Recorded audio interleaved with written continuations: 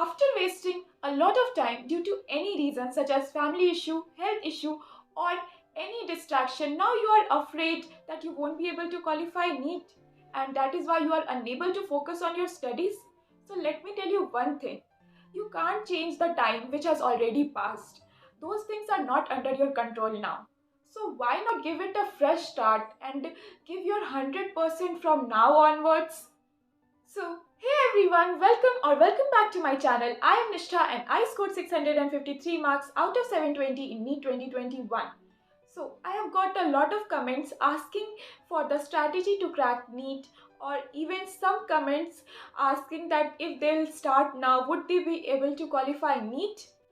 So, in this video, I would be giving answer to these questions and sharing my strategy to crack NEET. But this answer vary from person to person. As you can see, सभी के preparation same level पे तो होंगे नहीं अभी। सब अलग अलग लेवल पे होंगे अपने प्रिपरेशन के वाइज। किसी का कुछ ज़्यादा अच्छे से कॉन्सेप्ट क्लियर होगा, किसी के कॉन्सेप्ट्स वीक होंगे। तो स्ट्रैटेजी भी पर्सन टू पर्सन वैरी करेगा उनके प्रिपरेशन के लेवल के हिसाब से। तो इस वीडियो में मैं तीन अलग अलग स्ट्रैटेजीज बताऊंगी, तीन अलग अलग कैटेगरी के लोगों के लिए। सो आप जिस भी स्ट्रैटेजी को लगता है कि आपको फॉलो करना चाहिए, आप जिस भी लेवल में हो अभी, उस हिसाब से अपनी स्ट्रैटेजी सेलेक्ट कर सकते हो, कुछ आइडियाज़ ले सकते हो यहाँ से।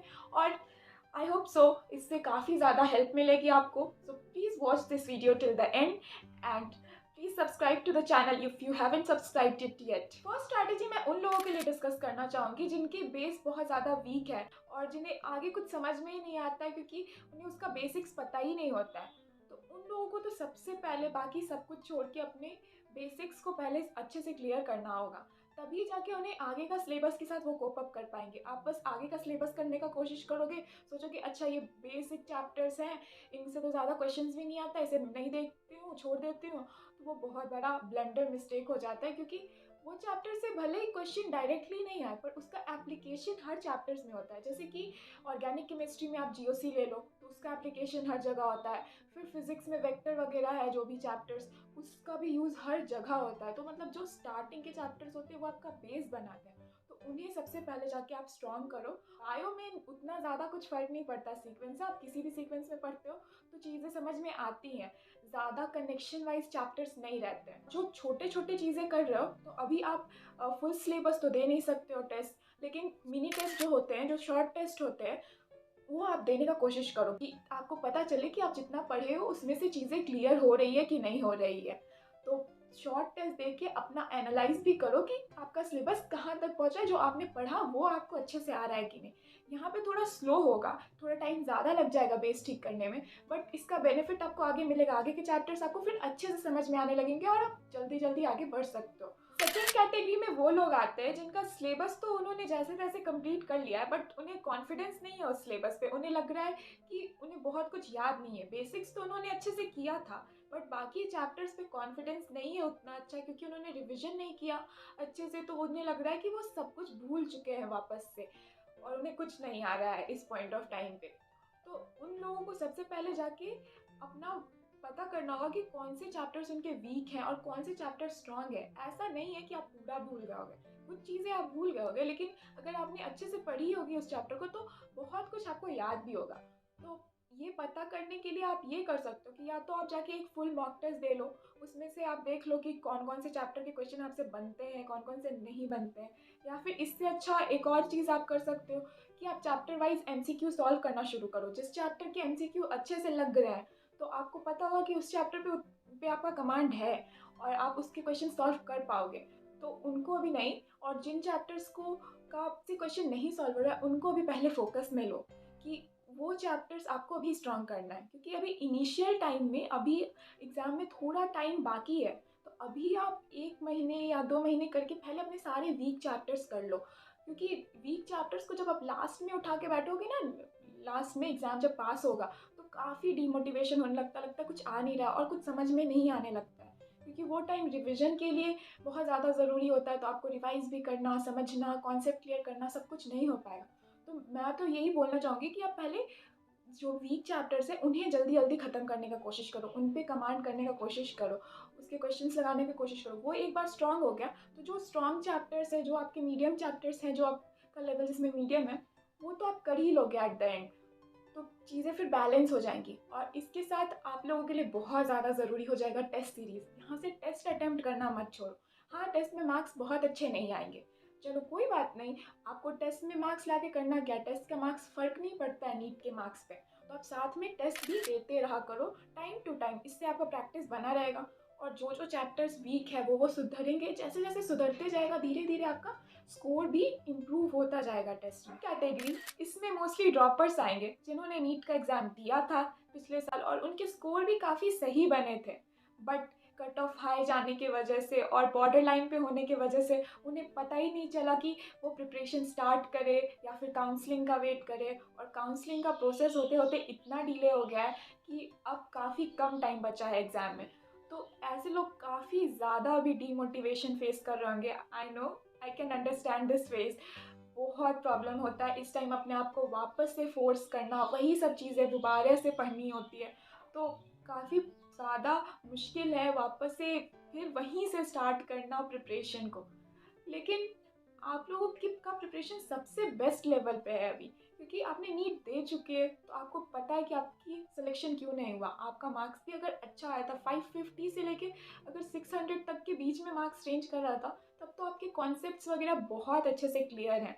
बस कुछ रीजंस हो सकता है, या तो आपने क्वेश्चन प्रैक्टिस अच्छे से नहीं की होगी, या थोड़ा रिविजन में मिसिंग होगा, या फिर आप जाके एग्ज़ाम हॉल में चीज़ें इम्प्लीमेंट नहीं कर पाए होगे जैसा आपने प्लान किया होगा।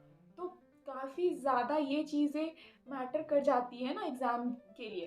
तो इनको सही करने के लिए अभी आपके पास सफिशिएंट टाइम है। इवन इफ़ कि आप अभी स्टार्ट कर रहे हो तो आप कर सकते हो। आपको कॉन्सेप्ट्स आते थे, अगर आपको 500 के अंदर मार्क्स आ रहा है तो आपको कॉन्सेप्ट्स तो ऑब्वियसली है कि आ रहा है, चैप्टर्स मोस्टली बेसिक्स तो आराम से आ रहा है। और कुछ चीज़ें आप इतने दिन के गैप होने की वजह से भूल गए होगे, ये तो डेफिनेट है क्योंकि काफ़ी लंबा गैप हो गया है अभी तक तो नीट के बाद। तो वो आपको बस एक बार रिमाइंड करना होगा। तो आप अभी से स्टार्ट करो, मेहनत करना शुरू करो। और अभी से मतलब नहीं पढ़ने का मन करता है ना, तो टेस्ट सीरीज से शुरू करो।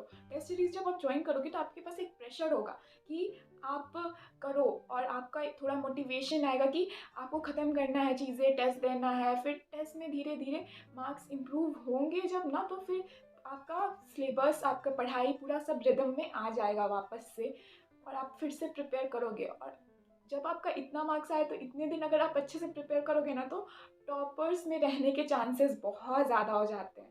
तो आप क्वेश्चन प्रैक्टिस पे बहुत ज़्यादा फोकस करो, और जितना ज़्यादा रिवाइज कर सकते हो उतना ज़्यादा रिवाइज करो।